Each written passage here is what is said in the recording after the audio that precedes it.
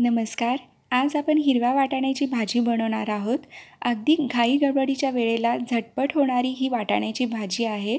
अगदी लहान मुलांना शाळेच्या डब्यासाठी किंवा ऑफिस टिफिनसाठीही अगदी झटपट होणारी ही रेसिपी आहे. तर वेळ न दवडता रेसिपीला सुरुवात करूया.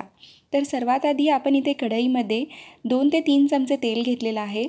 तेल ही छानसं गरम झालं की त्याच्यामध्ये आपण एक चमचा जिरं टाकलेला आहे आणि त्यानंतर आपण इथे घेतलेला आहे आलं लसूणची पेस्ट. तर 1 इंच आल्याचा तुकडा आणि 6 ते 7 लसणाच्या पाकळ्या यांची पेस्ट आपण बनवून घेतलेली आहे आणि 3 हिरव्या मिरच्या आपण अशा पद्धतीने कट करून घेतलेल्या आहेत. फक्त अर्धा मिनिटासाठी आपण हे तेलामध्ये परतवून घ्यायचं आहे. अगदी थोडीशी आपण याच्यामध्ये हिंग टाकून घेतलेली आहे आणि 1 तमालपत्राचं पान टाकून आपण तेलामध्ये छानसं परतवून घ्यायचं आहे आणि हे छानसं परतलं गेलं की याच्यामध्ये आपण 1 मोठा टोमॅटोची पेस्ट वाटून घेतलेली आहे आणि ही टोमॅटोची पेस्ट 1 ते 1.5 मिनिटापर्यंत आपण तेलामध्ये छानशी परतवून घ्यायची आहे.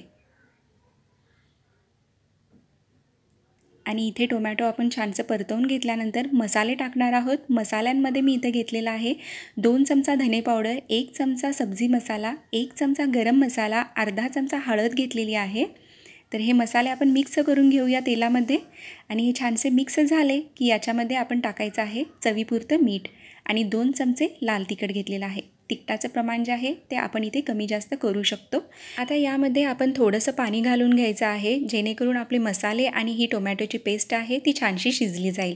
तोपर्यंत शिजवायचं आहे जोपर्यंत याचं तेल सेपरेट होत नाही आणि याचा कच्चेपणा जो आहे टोमॅटोचा निघला जात नाही. आणि इथे साधारणतः 3 ते 4 मिनिटानंतर आपण ग्रेव्ही चेक करत आहोत. तर इथे तेल आपलं ग्रेव्हीला छानसं सुटलेलं आहे म्हणजे आपला हा मसाला जो आहे तो अगदी छानसा शिजला गेलेला आहे. तर आता याच्यामध्ये आपण वाटाणे घेतलेले आहेत. तर 1 वाटी वाटाणे मी इथं घेतलेले आहेत. तर हे वाटाणे आपण या ग्रेव्हीमध्ये टाकून घेऊया आणि याला छानसं मिक्स करून घेऊया.